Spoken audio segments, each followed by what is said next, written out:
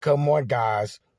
You guys know about the fragility, about the short lifespan of most WNBA and especially NBA head coaches.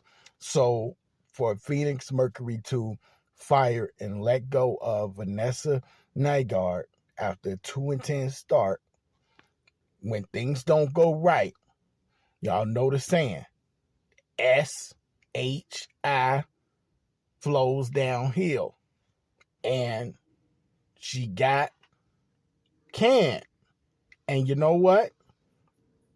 Maybe it shouldn't have happened. Maybe it should have. So was she not getting the best out of her players? No, she was not. Did she have players missing time? Yes, she did. Ultimately, they underperformed. She was 17-23 over the course of two campaigns, even if 2022 wasn't a full campaign. So with her being fired, you just have to realize that if you're not producing, well, something's got to give. And do I think she should have been allowed more time? Here's the thing. I think that Nygaard was probably going to get fired no matter what. That's my honest opinion. I think that she was going to someone had to be the scapegoat for this horrendous start. But I think she should at least got another 10 or 12 games to see if they could right the ship. Essentially, and I don't know very much about the new coach coming, Nikki Blue, except for that she was an assistant on 4 different college teams, and she played briefly like a 3 or 4 year span in the WNBA, but I don't know terribly much about her. But I think you could have given Nygaard at least half of the season, but maybe Phoenix is hoping to interject some kind of energy and spark, amongst the Mercury players, because right now things seem really listless. And this organization, this franchise seems like it's up in the tailspin. And like I said, there's still season left here. They could run off, 4 out of the next 6 wins. Somehow if they could just get themselves to 6-12, I mean, they'd still be 6 games under 500, but 4 out of 6, that's not so bad. If they can even go just 7-3 in the next 10 games, that would put them at 9-13, which isn't, horribly bad. But they gotta start somewhere, unless they're just gonna bottom out like they have been doing for a high draft pick.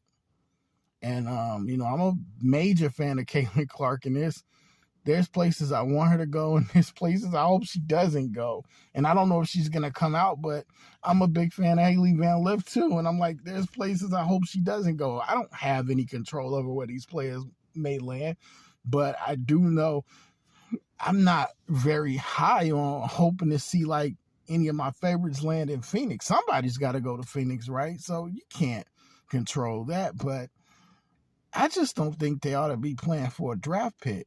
And it seems like that's the product on the court is looking like, hey, we're out here trying to get a high draft pick. And so something's got to give. I'm going to say this and wrap it up. Brittany Griner was looking great, looking amazing. She's missed a few games. She's been out.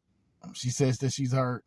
Diana Taurasi, she looks mid at best. And she's looking okay at best, but she's missed games. And this team just doesn't have it. They just don't have enough depth. They just don't have enough interjection of youth. They just don't have enough players who are scrappy and are versatile and can make shots. They just don't have it. They didn't get anyone from overseas, that could come and show out. They just, long story short, guys, Nygaard, she lost her job.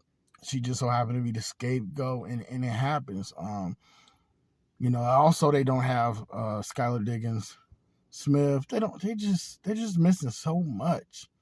And for me, Mariah Jefferson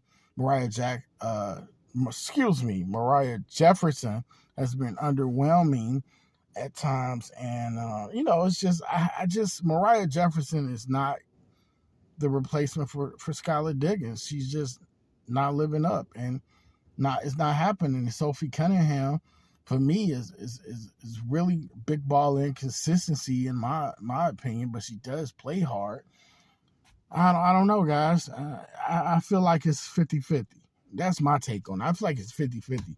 But ultimately, if you're coaching in this league and you're not getting it done, guess what? You'll get that knock on your door telling you that your time is up. That's all I got.